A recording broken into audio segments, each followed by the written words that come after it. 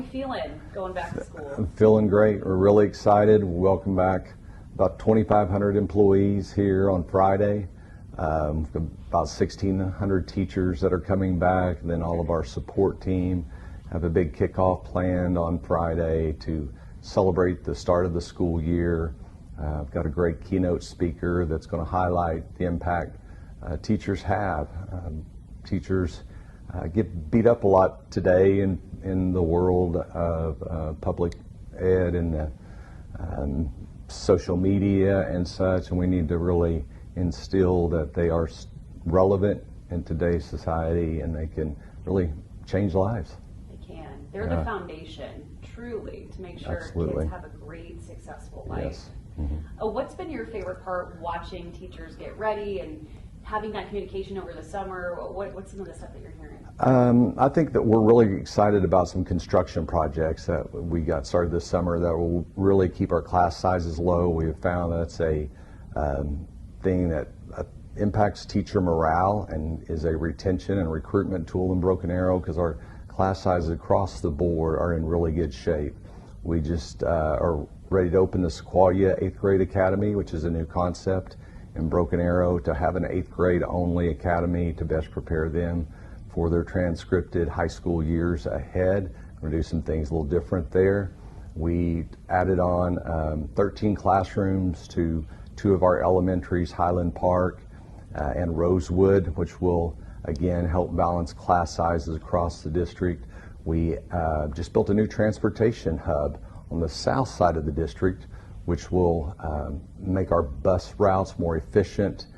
We've got a lot of square mileage, about 120 square miles to cover in Broken Arrow, and we've always just had one transportation depot that we worked out of. Now we will have two, and we have some propane buses that are coming aboard with air conditioning and start incorporating those and growing our fleet. And we need a couple more bus drivers before school starts, so I do want to get that word out. We're in really overall good shape, but we still have some spots open for that. But I'm excited to see our staff step into these new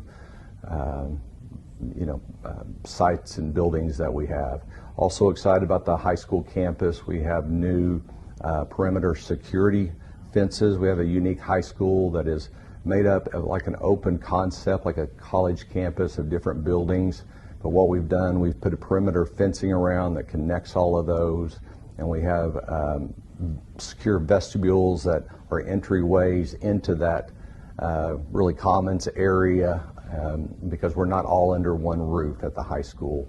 But that again is safety is the most important thing that we're concerned about, and if there's a safe environment for the students to flourish in, and the academics will flourish as well. So it sounds like with Broken Arrow, a growing district, a growing community. Yes. People are moving to Broken Arrow all the time, and the responses to this growth, I feel like the district's really listening to the needs of the growth. I believe so. I really want to give credit to our chamber and our city manager, Michael Spurgeon, chamber CEO, James Bell, the three of us, three of our teams. We really work closely together because there's synergy in that, and we've got to be on the same game plan with roads that are being built, with new schools, and how can we improve that pickup and drop-off time for our parents. And the city is really responsive to that, and we're thankful for that. I think what you're seeing at the Rose District on the south side of the community, it's happening out east. It's an exciting time to be in Broken Arrow. We've had a lot of people move in with our new employee orientation. We're getting a lot of people out of state that have picked Broken Arrow as their destination where they want to build their home, their family, and their careers at. So come on, I think it's a good place to be. We've got great people here. Why do you think that is? Why do you think people are coming to Broken Arrow? I think a lot of it is it's a safe city and a safe community that draws a lot of people. We have some amenities now in the city that we haven't had before. We were more of a bedroom community, and now we're our own identity with a new amphitheater opening up this coming summer. It's going to put BA on the map, I feel, in a lot of ways. And then within the district, I think we've put people above professionals. We feel like that it's a place that we want to value and respect our employees, and in turn, when they feel that they're in a place that can make a difference, our students win then. We say happy teachers make better teachers in the classroom, and really try to listen to the concerns. It's not a top-heavy district as far as decision making. We try to get input from everyone. Everybody's invaluable, from our custodians, child nutrition workers, bus drivers, IT. We're all part of the responsibility of producing great young men and women that are going to make our community a better place to live, develop a workforce. So I think that culture part is often overlooked, but if you don't have a great culture, people won't, if they do come, they won't stay long. Yeah. Do you incentivize in any way? Yes, I give credit to our Board of Education, and that's where it really starts. Is we've got 5 board members. They don't have their own agenda. They really do care about student success. And one of the reasons that I think we've retained great teachers and we continue to attract new ones into the district is through the use of stipends.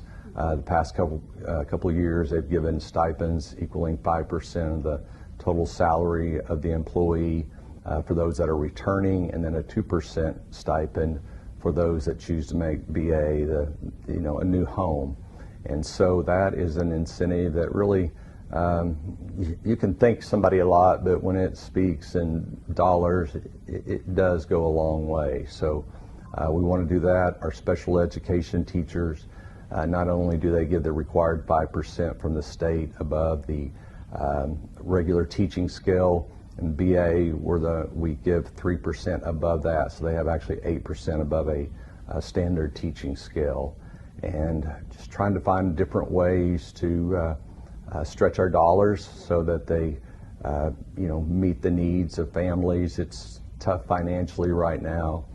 We have some plans to give our support personnel, especially our paras in the classroom, a raise here in the next coming months, because they do a lot of work that nobody ever sees. And it really impacted me several years ago. I asked a para, why do you do this? Because their hourly wage is, it'd be tough to raise a family.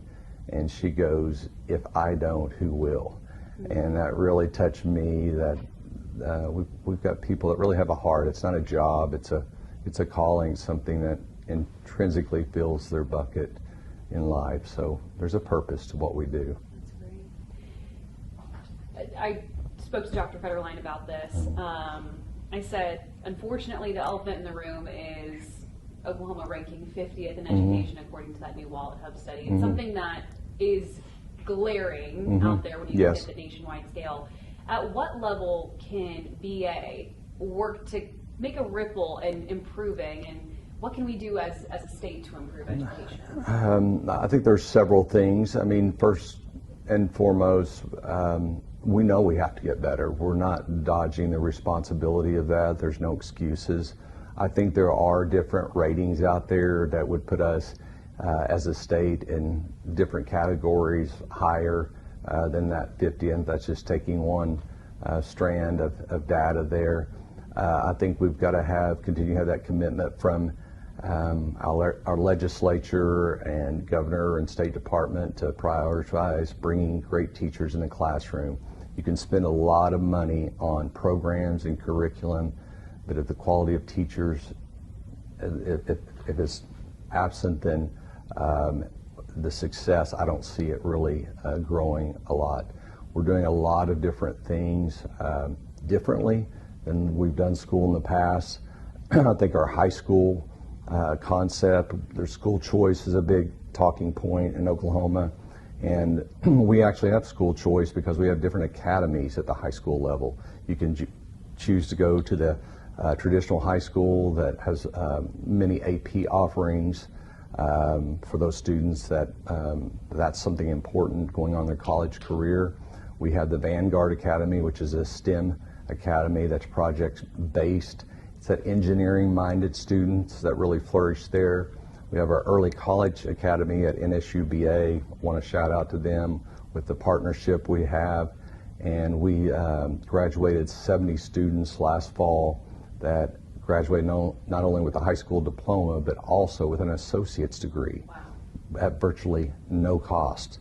So what that will do for them to accelerate their career, save money for their families. A lot of them were first generation college students, college-bound students, and that's going to continue to grow. We have a virtual academy with over 600 students enrolled in that meets needs differently than maybe a traditional school. We have the Options Academy that has our alternative students there, but also we started a new construction program last year in partnership with Hilti and Tulsa Home Builders that actually teaches school in the lens of construction and trying to provide an avenue for those students that have an interest in that, get them some certifications, expose them to that career field, because career pathways are big here in Broken Arrow. And I think we have 400 or 500 students that participated in an internship or community-based work last year and earns credit for that to prepare them for a future career. That's right, because not all students are going to go straight to college. Not at all. Options. And it's something that's asked of me a lot of what happened to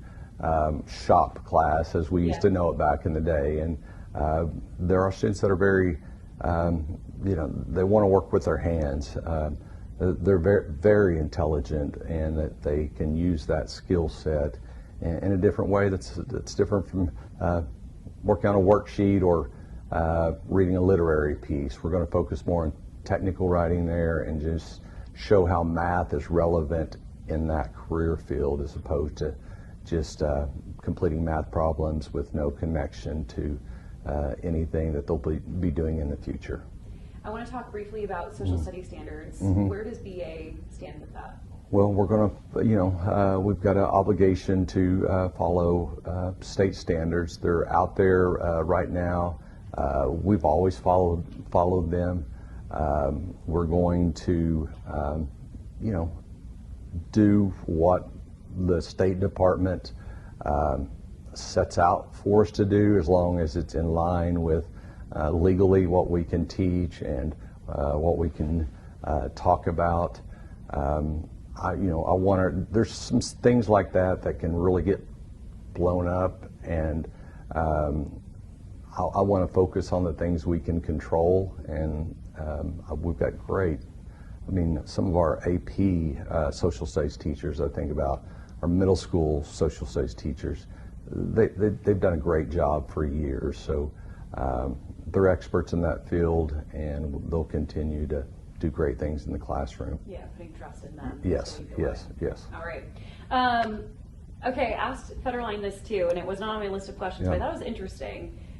Is BA seeing implementation at all with AI, and how do you navigate that with, on a district-wide level, but then also right in the classroom too? It's a great question. We've approached it right from the beginning. We're not going to be scared of or fearful of AI. It's coming, and there's a way to use it. I don't want our students to have just blind trust in it, so we have a responsibility to teach, a way of using it that is not just doing a paper for them, but it provides research and probably giving a perspective of a different way of looking at things at time. We've got a team right now that really studies it in depth. They've gone to conferences of how to incorporate it into the classroom. I'm learning myself how to make it more a part of what I do, because it can be effective, can save time, and I think just teaching a responsible way to use it. But if you're going to stick your head in the sand, I don't think that's the way to do it. We're a one-to-one district that the students have the Chromebooks, and we want to teach them how to use it, and there's a lot of, it's going to change, and that's I think the unknown is what's so scary. As they go to these conferences, they're saying what's being preached about it and taught today may not even be relevant in 6 months. So we've got to continue to stay abreast on those things. Yeah. I see sports are a big part of your history. I've heard that Friday Night Lights are no joke here in Green Country. Yeah. Paint a picture of what a Broken Arrow football game looks like. I think the beauty of it, obviously football is the central hub, that's why people are there, but it's actually the whole community's together, and we're big on fine arts. We've got like 16,000 students somehow tied in the fine arts in the district. Really, everybody knows about the band, but our visual arts, our orchestra, our speech and debate, our show choirs, they're nationally known too with the work that our students put in, the hours they put in. So that is a place on a Friday night for our band to perform. It's a place for our cheer, our Tigets, our JROTC. We have a student group called The Jungle, where any student that wants to be a part of that in the end zone on a Friday night, we have a DJ actually in the end zone, and we were voted several years ago the most spirited high school in America. And you see a lot of opposing team cheerleaders not even watching the game, but watching our jungle because it's such a fun place. And if you asked our students, that's some of their best memories from the high school is the Friday night. So we're really excited about Coach Hill and what he's brought to Broken Arrow in a short 6 or 7 months, and he's going to put a winning team on the field and just in a couple weeks actually get started. But I think the beauty of it is it's not just football, it's everyone coming together in our community, our business partners. We try to give them an opportunity to connect with the community on those Friday nights too. So I love it, and makes me proud to see everybody out there supporting. Yeah. What's one thing that you really want to emphasize to parents and students if they have any anxieties going into the school year? I think, people get scared about the size of the school or the district. One of our 4 tenets as part of our strategic vision is every student is engaged and connected in school. Obviously, we want to have them learning and academically thriving. We want to prepare them for a career pathway, but we also want them to be known in the classroom, and we want them to feel connected. The cell phone ban that's taking place statewide, we actually started that last year. We saw some real positive things out of it. You know, students may not have been the happiest about it, but at the same time, they admitted that they are talking to their peers and friends that they may not have made before. It's more inner connection between students, and so just trusting that we have great people that will take care of them. If they have questions, we want to answer them. Again, we're not perfect, but we want to get better. We want to work with each child. We know each child that comes, they have different strengths and things that they can get better at, and we want them not to feel like a number, and there's that connection in the classroom. And that's something today. Students are more connected than ever before through social media, but study after study shows that mental health, loneliness is more prevalent, and we're seeing that, and we're looking at every which way to combat that and to make students feel connected. To add to that, we started a program a year and a half ago called Tiger Connect, and it's for elementary students that, due to trauma, maybe parenting was absent as in the younger ages growing up, that are having trouble self-regulating in the classroom, that have trouble just coexisting with other students in the class to the point that they are disrupting other students from learning. We have a place for them that they go for 8 to 12 weeks that has a teacher in the classroom, a behavior coach, and a partnership with Family and Children's Services that both the student and the family are getting some chance to get some therapy to try to help that student be successful in the classroom and get back to the classroom in 8 to 12 weeks. a lot of time you see alternative programs focused on middle schools and high schools, and for the most part, it's too late. We've got to get them at a younger age. So we have kindergarten students in there, first graders in there, that we're trying to get to the root cause of the issue, to try to give them some recognition when those triggers happen, where they are not just not feeling enough peace in a classroom to just sit down and do some work. There's something that's happening inside of them, and so that's been real successful. Getting a lot of feedback from the students and parents that have gone through that, and we want to continue to expand that program. We try to bring legislators in there to show that we can't do school the way we did it, 20 years ago, really honestly 5 years ago. So that's a program that we took from a principal that was from Texas that had that in her district. They have one in Missouri that we went and visited and kind of made it fit for BA. But mental health is probably one of the biggest issues, and that has grown since COVID, that we need to find ways to help students and families, and emphasize again, get to the root cause. We can't just brush over, and it doesn't go away in a day. It takes some long-term counseling, therapy in a lot of cases. That's what I was going to ask, if you believed it was COVID related, being isolated, and you thought it was just not having that connection in the classroom. I think that's definitely a part of it. I mean, I don't have enough, Sure. That's got to be a part of it. And I think just, things are changing so quickly in society. We keep being told that 80% of jobs that will be here in 10 years haven't even been created yet. And that's, teaching our kids a lot of the soft skills to be successful in a career that maybe they're not getting at home, and so that they can carry those into the workplace and be a contributor here in BA or the Tulsa metro area.